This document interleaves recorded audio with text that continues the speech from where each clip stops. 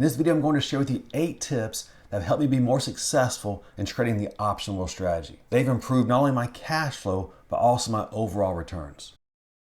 The option wheel strategy is a technique that I've been using for over 15 years. And here are 8 of the most important things you need to keep in mind or to know when it comes to successfully trading in this strategy. Number 1 is how to select the best stocks to trade the option wheel strategy in. And for me, that answer is pretty simple. I like to trade in companies that are at worst fairly valued, or even better, companies that are undervalued. That's why every weekend I spend a couple hours researching the more than 250 stocks that I track, follow, and will trade in, looking for those that are undervalued. I also spend that time looking for companies that have a good technical setup. That includes even those that I believe are fairly valued. And on occasion, I will trade in some that I believe are overvalued, but it's done in such a way that if I have to deal with the option, it's going to be at a price that I believe is more fairly valued for that company. I'm looking for companies that are a solid deal, or even better, a really good deal. Those are the ones I want to trade in. So number 1, pick with good stocks that are selling cheaper than what they should be. I know cheap might be a taboo word, but I'm just saying, try and get yourself a good deal. All right, my tip number 2 is to incorporate just a little bit of technical analysis into your trading. You don't have to go overboard here. You don't have to learn every indicator like I've done over the past 20 plus years, but knowing a little bit will really help your trading. And let me give you just a real basic example of something you should know and be using. And honestly,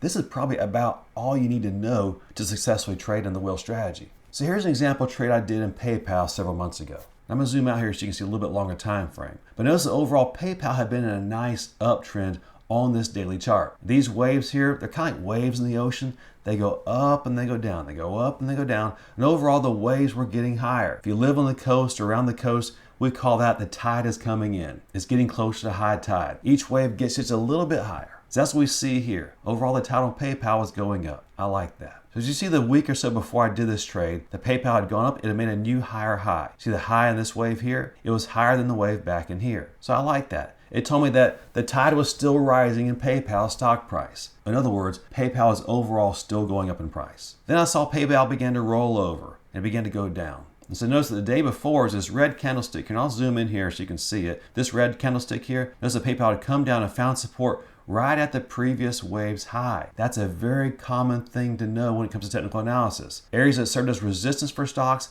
they tend to turn to support once they break through that resistance. You see, this was solid resistance here, around $82.46. It found resistance here and also right in here. And then it broke through it a couple of weeks before I did this trade. Once it broke through it, then it comes back down and finds support the day before I did this trade. So the day I did this trade, when I saw it bounced off that support, was probably gonna have a green up day, I sold a put option. So on November 20th, I sold a $77.50 put option. Now notice what that put option was. It was right back down here, right around this previous support or the low of this wave right in here. All right, then we're off to the races. Well, PayPal's tide kept rising. It kept making higher highs, you see here, and higher lows. Fast forward to January 3rd, which is about 10 days ago, I closed this position out for 80% profit. So I bought to close that $77.50 put option and pocketed that 80% profit and moved on to another trade. And just so you see it for yourself, here you see the trade where I closed this position out. And January 3rd, I bought to close the PayPal January 17th, $77.50 cash carry put option for 10 cents per share. Another winner. So the point here is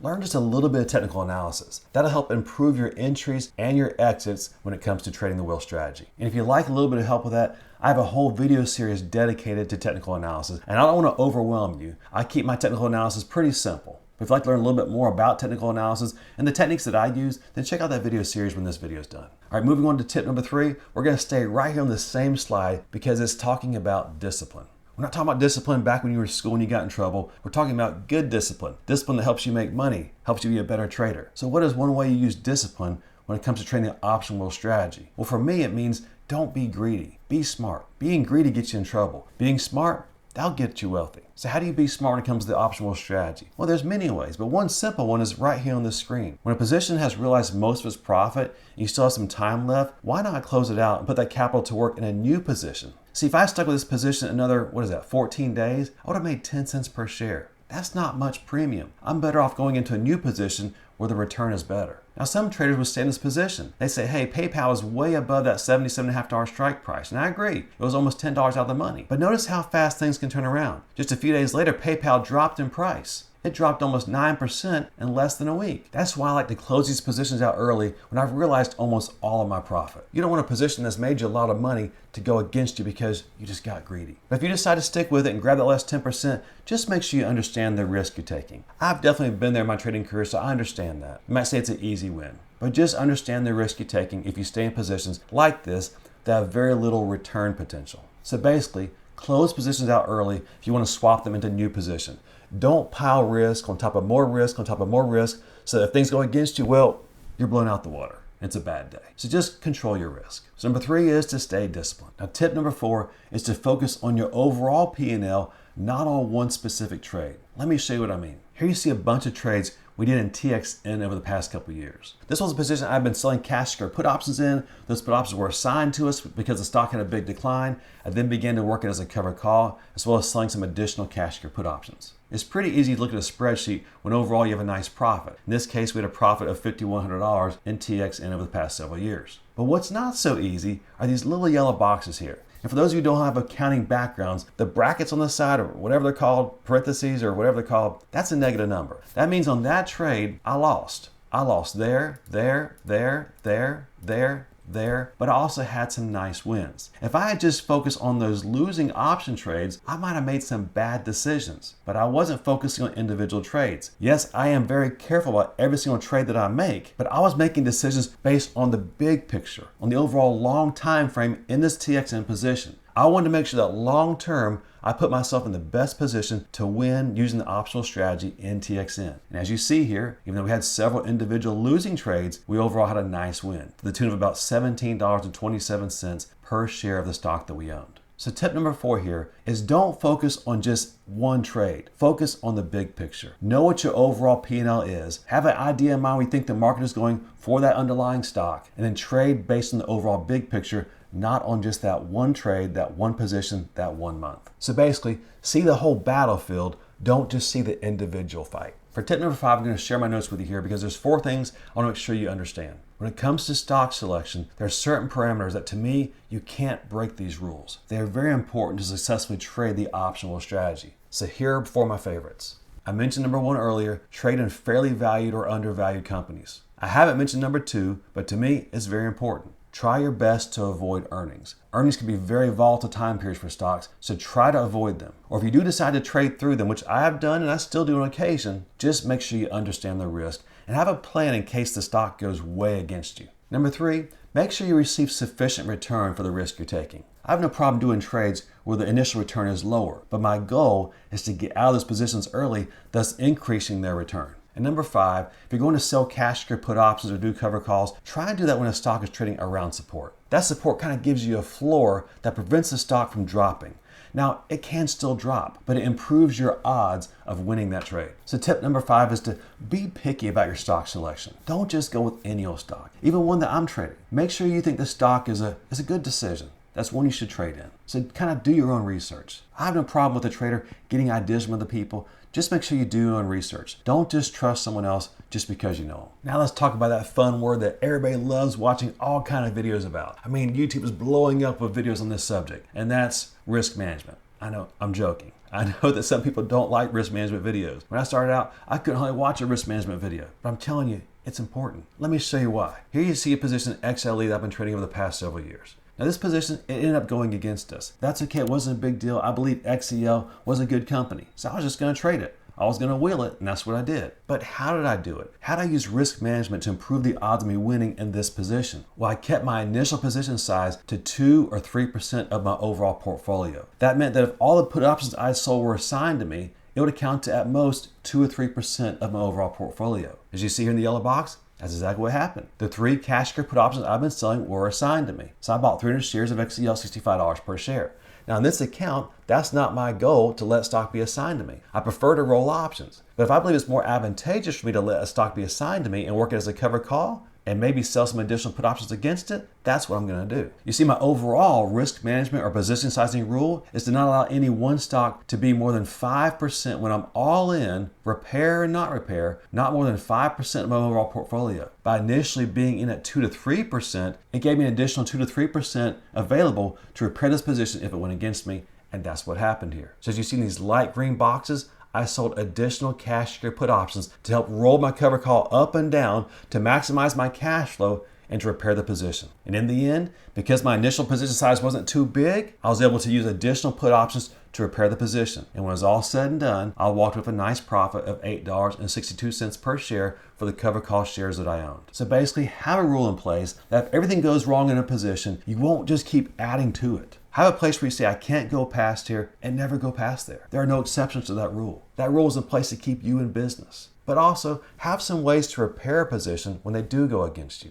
Now, I have a whole video series dedicated to how to repair positions that go against you because it's happened to me and it'll happen to you. But just control your risk, manage your risk, and that'll let you be a successful long-term option wheel strategy trader. Now let's move on to another favorite subject of many of you, and that's taxes. Taxes are great, right? No. We all hate taxes. And that's why we want to be good at understanding how taxes work. What I'm trying to get across here is to understand the implications of trades when you're profitable. Understand the tax consequences. Doesn't mean you have to be an accountant, but just understand what happens when you're profitable and how you can use different rules and tricks to minimize how much tax you own. And one video I suggest you watch if you haven't seen it already is right on my YouTube channel, and it's free to everybody, and it's wash sales. What are they and how to avoid them? So if you haven't seen it already, check out that tax video. It might help you out. Now this 8th and final tip is only for advanced traders. So if you're not an advanced trader, I'm just kidding. All you can stay. But it is an advanced technique and something you want to think about, especially as you get a little bit of experience under your belt when it comes to trading the option wheel strategy. And that's to have a market direction in mind. Know what's going on in the overall market and what's going on in the stock that you're trading. Let me show you what I mean. Here you see a daily chart of BMO. It's the Bank of Montreal. Overall, this chart looks pretty good, right? Overall, we see it's in a nice uptrend, except for this one little big candle here. Overall, it's in a nice trend. It's right in this green 50 moving average for support. The only thing I don't like about the stock right now is that it's a little bit overvalued in my opinion. Overall, I like the chart. I especially like it when you compare it to what's been going on with the S&P over the past couple of weeks. Notice over the past several weeks, the S&P 500 has been down. So we're keeping that in mind. The S&P 500 is kind of showing some weakness, but BMO is doing pretty good. As such, this is when I feel comfortable selling some options in, and it is on my daily watch list to try and sell options against it if given the opportunity and the return is good enough at a strike price that I like. So keeping all that in mind, what strike price options should we sell? Advanced traders, if you want to comment in the comment section below, please do. So here's my thinking. Number one, I want to avoid earnings. Remember, that's one of our rules. I want to avoid earnings if possible. But if I'm bullish on BMO, I think it might still go up in price, or I think it's undervalued, and I'm going to do a cover call, then I might sell a cover call above where it's trading at. So let's do a cover call first, and then we'll do a cash or put option. So BMO is trading for around $97 per share at this moment, as you see here. So if I were bullish on BMO and I wanted to do a cover call, what strike price could you sell? Well, what do you think? Let me know in the comments below. Well, if I was bullish, I'd definitely look to sell a $100 cover call option. And that'd be the case, especially if the overall market were bullish. Now, the S&P 500 is looking kind of not so bullish right now, but BMO is still looking pretty good. So let's say the market was bullish and BMO's chart looks the way it is now. Well, I definitely feel comfortable selling the $100 cover call. In fact, if I was really bullish, I might sell the 105 cover call. As you see here, you wouldn't get much for that, like 5 to 25 cents if you go 38 days out. So if you're okay maybe being in it through earnings, well, you might go out to March or even farther. But you see, if you're doing a cover call in a stock that you're bullish on, why not sell the cover call a little farther out of the money? That way you get to keep that option premium. If they're a dividend paying stock, you get to collect that dividend, but you also get the benefit from stock price appreciation if the stock goes the way you think it will. Now let's choose a cover call strike price. If we thought the market might be heading down, what could we do then? Well, it's trading at $97. Let's say we wanted some protection in case the market came down. Well, we could definitely sell that $95 cover call option strike price. We still get some decent premium. Notice here the time value of this cover call option is about $1.96 per share. And the rest of the value of this option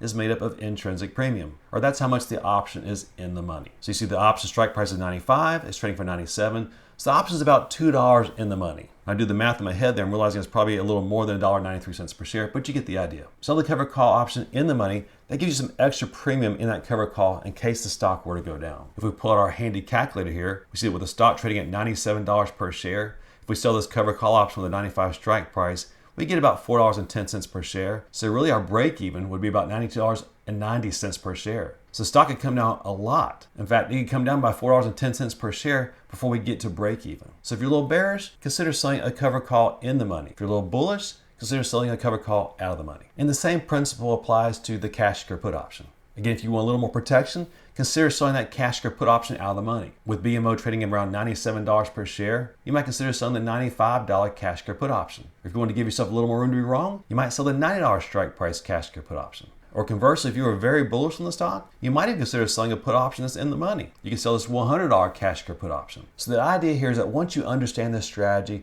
and you understand technical analysis, why not use that to your advantage? Choose your strike prices based on what direction you believe the market's going to head in. I strongly encourage you to paper trade that first. See if what you think is going to happen does overall generally tend to happen. Now, it won't work out 100% of the time, and in fact, no trades do. But if you consistently pick the direction of the market, then selling options appropriately, it can help you improve your win rate and how much cash you put into your pocket. If you'd like to get an alert whenever I buy stock or sell options, check out the benefits of becoming a patron down at the link in the description below. The wheel strategy can be an extremely powerful cash flow machine if it's traded properly. If you'd like to see all the details of exactly how I trade the option wheel strategy, check out the video at the link above and the description below entitled The Option Wheel Strategy Explained. Until next time, happy investing, and we'll see you again soon.